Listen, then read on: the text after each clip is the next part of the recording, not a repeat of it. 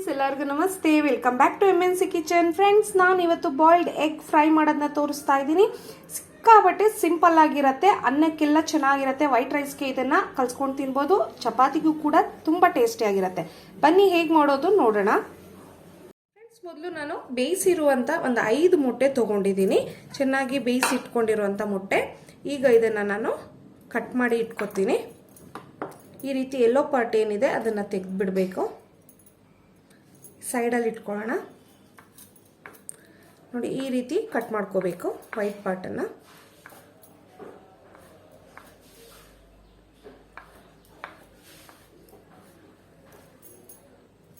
ಬೇಯಿಸಿರೋಂಥ ಮೊಟ್ಟೆನ ಈ ರೀತಿ ಕಟ್ ಮಾಡಿ ಇಟ್ಕೋಬೇಕು, ಸ್ಲೈಸ್ ಮಾಡಿ.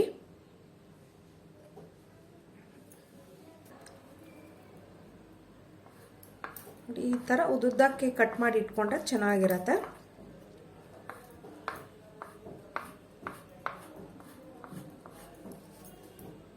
ಮೊಟ್ಟೆ ಈ ರೀತಿ ಕಟ್ ಮಾಡಿ ಇಟ್ಕೊಂಡಿದ್ದೀನಿ.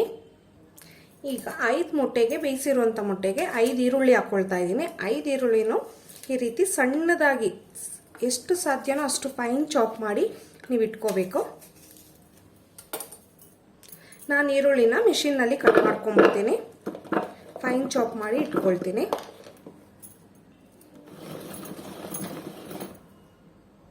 ಫ್ರೆಂಡ್ಸ್, ಫೈನ್ ಚಾಪ್ ಮಾಡಿ ಇಟ್ಕೊಂಡಿದ್ದೀನಿ. ಮಿಷಿನ್ ಇದ್ರೆ 1 ಸೆಕೆಂಡಲ್ಲಿ ಆಗುತ್ತೆ, ಇಲ್ಲ ಅಂದರೆ ನೀವು ಸಣ್ಣದಾಗಿ ಚಾಕುನಲ್ಲಿ ಹೆಚ್ಚಿಟ್ಕೊಳ್ಳಿ. ಈಗ ಸ್ಟವ್ ಹಚ್ಚಿ ಒಂದು ಪ್ಯಾನ್ ಇಟ್ಕೊಂಡಿದ್ದೀನಿ. ಅದಕ್ಕೆ ಒಂದು 4 ರಿಂದ 5 ಸ್ಪೂನ್ ಅಷ್ಟು ಎಣ್ಣೆ ಹಾಕ್ಕೋಬೇಕು. ನೀವು ಈರುಳ್ಳಿ ಉರಿಯೋದಕ್ಕೆ ಎಷ್ಟು ಬೇಕು ಅಷ್ಟು ಎಣ್ಣೆ ಹಾಕೊಳ್ಳಿ. ಎಣ್ಣೆ ಬಿಸಿ ಆಗಿದೆ. ಸಣ್ಣದಾಗಿ ಹೆಚ್ಚಿಟ್ಟಿರುವಂಥ ಗ್ರೀನ್ ಚಿಲ್ಲಿ ಹಾಕ್ಕೊಳ್ತಾ ಇದ್ದೀನಿ. ಚಿಲ್ಲಿ ಫ್ರೈ ಆಗಿದೆ. ಈಗ ಫೈನ್ ಚಾಪ್ ಆಗಿರುವಂಥ ಆನಿಯನ್. ನೀವು ಇದಕ್ಕೆ ಈರುಳ್ಳಿ ಎಷ್ಟು ಹಾಕೊಳ್ತೀರೋ ಅಷ್ಟು ಟೇಸ್ಟಿಯಾಗಿ ಬರುತ್ತೆ, ಮತ್ತೆ ಸ್ವಲ್ಪ ಗ್ರೇವಿ ಥರ ಸಿಗುತ್ತೆ ನಿಮಗೆ. ಈರುಳ್ಳಿನ ಚೆನ್ನಾಗಿ ಮೆತ್ತಗಾಗೋವರೆಗೂ ಹುರ್ಕೋಬೇಕು ಎಣ್ಣೆನಲ್ಲಿ. ಈರುಳ್ಳಿ ಸ್ವಲ್ಪ ಮೆತ್ತಗಾಗಿದೆ. ನಾನು 1 ನಿಮಿಷದಷ್ಟು ಹುರಿದಿದ್ದೀನಿ. ಇನ್ನೂ 1-2 ರಿಂದ 3 ನಿಮಿಷ ಈರುಳ್ಳಿ ಹುರ್ಕೋಬೇಕು. ಅದು ಸ್ವಲ್ಪ ಕಲರ್ ಚೇಂಜ್ ಆಗಲಿ, ಅಲ್ಲಿವರೆಗೂ ಹುರ್ಕೊಳ್ಳೋಣ. ಈಗ ಸ್ವಲ್ಪ ಉಪ್ಪು ಹಾಕೊಳ್ತೀನಿ ಈರುಳ್ಳಿ ಹುರಿಯೋದಕ್ಕೆ. ಫ್ರೈ ಬೇಗ ಆಗುತ್ತೆ ಈರುಳ್ಳಿ. ಈರುಳ್ಳಿ ಕಲರ್ ಕೂಡ ಚೇಂಜ್ ಆಗಿದೆ. ನಾನು ತೊಗೊಂಡಿದ್ದ ಈರುಳ್ಳಿನಲ್ಲಿ ಅರ್ಧ ಈರುಳ್ಳಿ ಅಷ್ಟಾಗಿದೆ ನೋಡಿ. ಈಗ ನಾವು 1 ಟೇಬಲ್ ಸ್ಪೂನ್ ಅಷ್ಟು ಶುಂಠಿ ಬೆಳ್ಳುಳ್ಳಿ ಪೇಸ್ಟ್ ಹಾಕೊಳ್ತಾ ಇದ್ದೀನಿ. ಇದನ್ನು ಸ್ಮೆಲ್ ಹೋಗೋವರೆಗೂ ಹುರ್ಕೋಬೇಕು. ಇದಕ್ಕೆ ಅರ್ಧ ಟೊಮೆಟೊ ಹಾಕೊಳ್ತಾ ಇದ್ದೀನಿ. ಸಣ್ಣದಾಗಿ ಹೆಚ್ಚಿಟ್ಟಿರುವಂಥ ಅರ್ಧ ಟೊಮೆಟೊ. ಬೇಕಂದ್ರೆ ಹಾಕೊಳ್ಳಿ, ಇಲ್ಲಾಂದ್ರೆ ಸ್ಕಿಪ್ ಮಾಡ್ಬೋದು. ಇದನ್ನು ಟೊಮೆಟೊ ಸಾಫ್ಟ್ ಆಗೋವರೆಗೂ ಹುರ್ಕೋಬೇಕು. ಈಗ 1/4 ಟೇಬಲ್ ಸ್ಪೂನ್ ಅಷ್ಟು ಅರಿಶಿನ ಹಾಕೋತಾ ಇದ್ದೀನಿ. ಇದಕ್ಕೆ 1 ಟೇಬಲ್ ಸ್ಪೂನ್ ಚಿಲ್ಲಿ ಪೌಡರ್ ಹಾಕೊಳ್ತಾ ಇದ್ದೀನಿ. 1 ಟೇಬಲ್ ಸ್ಪೂನ್ ಧನಿಯಾ ಪೌಡರ್ ಹಾಕೋಬೇಕು. ಎರಡನ್ನು ಮಿಕ್ಸ್ ಮಾಡೋಣ. ಚೆನ್ನಾಗಿ ಹುರ್ಕೋಬೇಕು. ನೀರೆಲ್ಲ ಆ್ಯಡ್ ಮಾಡ್ಕೊಳ್ಳೋದೇನು ಬೇಕಾಗಲ್ಲ, ಹೀಗೆ ಹುರ್ಕೊಂಡ್ರೆ ಸಾಕು.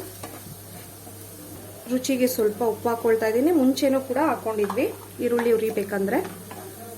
ಪೌಡರ್ ಹಾಕಿದ್ಮೇಲೆ 1 ನಿಮಿಷ ಹುರ್ಕೊಂಡ್ರೆ ಸಾಕು. ಪೌಡರ್ನ ಘಮ ಬರೋವರೆಗೂ ಹುರ್ಕೋಬೇಕು. ಮಸಾಲ ಎಲ್ಲ ಪೂರ್ತಿ ಡ್ರೈ ಆಗಿದೆ. ಈ ಟೈಮ್ನಲ್ಲಿ ಕಟ್ ಮಾಡಿ ಇಟ್ಕೊಂಡಿರುವಂಥ ಮೊಟ್ಟೆ ಹಾಕೊಳ್ತಾ ಇದ್ದೀನಿ.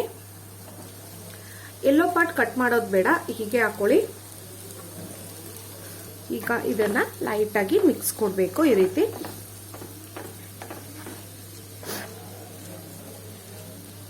ಎಷ್ಟು ಕಲರ್ಫುಲ್ ಆಗಿ ಕಾಣಿಸ್ತಾ ಇದೆ ಫ್ರೆಂಡ್ಸ್ ನೋಡಿ. ನೀವು ಇದನ್ನ ರಫ್ ಆಗಿ ಮಿಕ್ಸ್ ಮಾಡಬಾರ್ದು, ಹೀಗೆ ಸಾಫ್ಟ್ ಆಗಿ ಮಿಕ್ಸ್ ಮಾಡಬೇಕು. ಇಲ್ಲಾಂದ್ರೆ ಎಲ್ಲೋ ಪಾರ್ಟ್ ಏನಿದೆ ಅದು ಪೌಡರ್ ಆಗಿ ಎಲ್ಲ ಅಂಟಂಟಾಗುತ್ತೆ, ಚೆನ್ನಾಗಿರಲ್ಲ. ತುಂಬ ಟೇಸ್ಟಿಯಾಗಿರುತ್ತೆ. ಅನ್ನಕ್ಕಾದ್ರೂ ಮಿಕ್ಸ್ ಮಾಡ್ಕೊಂಡು ತಿನ್ಬೋದು, ಅಥವಾ ಚಪಾತಿ ಪೂರಿಗಂತೂ ಇನ್ನೂ ತುಂಬ ಟೇಸ್ಟಿಯಾಗಿರುತ್ತೆ. ಮೇಲೆ ಒಂದು 4 ಗ್ರೀನ್ ಚಿಲ್ಲಿ ಹಾಕ್ಕೊಳ್ತಾ ಇದ್ದೀನಿ, ಅದು ಫ್ಲೇವರ್ ಚೆನ್ನಾಗಿರುತ್ತೆ. ಈಗ ಲಿಡ್ ಕ್ಲೋಸ್ ಮಾಡಿ 1 ಮಿನಿಟ್ ಹಾಗೆ ಬಿಡೋಣ. ಫ್ರೆಂಡ್ಸ್, ಒಂದು 2 ಮಿನಿಟ್ಸ್ ಬಿಟ್ಟಿದ್ದೆ ಹಾಗೆ. ಎಣ್ಣೆನಲ್ಲಿ ನೋಡಿ ಪೂರ್ತಿ ಡ್ರೈ ಆಗಿದೆ. ಈಗ ಕೊನೆಯಲ್ಲಿ ಕೊತ್ತಂಬರಿ ಸೊಪ್ಪು ಹಾಕಬೇಕು. ಬಾಯ್ಲ್ಡ್ ಎಗ್ ಫ್ರೈ ರೆಡಿ ಆಗಿದೆ ಫ್ರೆಂಡ್ಸ್. ನೀವು ಅನ್ನದ ಜೊತೆ, ಚಪಾತಿ ಜೊತೆ, ಪೂರಿ ಯಾವುದಕ್ಕಾದ್ರೂ ಕೂಡ ಒಳ್ಳೆ ಕಾಂಬಿನೇಷನ್. ಅನ್ನಕ್ಕೂ ಕೂಡ ಚೆನ್ನಾಗಿರುತ್ತೆ, ರಸಮ್ಗೆ ಅದಕ್ಕೂ ಕೂಡ ಟೇಸ್ಟಿಯಾಗಿರುತ್ತೆ. ಸರ್ವ್ ಮಾಡೋಣ. ನೋಡಿದ್ರಲ್ಲ, ಬಾಯ್ಲ್ಡ್ ಎಗ್ ಫ್ರೈ ಮಾಡೋದನ್ನ ತೋರಿಸಿದ್ದೀನಿ. ತುಂಬ ಸಿಂಪಲ್ ಆಗಿ ಮಾಡ್ಕೋಬೋದು, ತುಂಬ ಟೇಸ್ಟಿಯಾಗಿ ಕೂಡ ಇದೆ. ಸೊ ನೀವು ಕೂಡ ಟ್ರೈ ಮಾಡಿ, ಹೇಗೆ ಬಂತು ಅಂತ ಕಮೆಂಟ್ ಮಾಡಿ. ಇನ್ನು ನಮ್ಮ ಚಾನಲ್ಗೆ ಸಬ್ಸ್ಕ್ರೈಬ್ ಆಗಿಲ್ಲ ಅಂದರೆ ಸಬ್ಸ್ಕ್ರೈಬ್ ಆಗಿ, ನೋಟಿಫಿಕೇಷನ್ಗಾಗಿ ಬೆಲ್ ಐಕಾನ್ ಪ್ರೆಸ್ ಮಾಡಿ. Thanks for watching. ಬಾಯ್.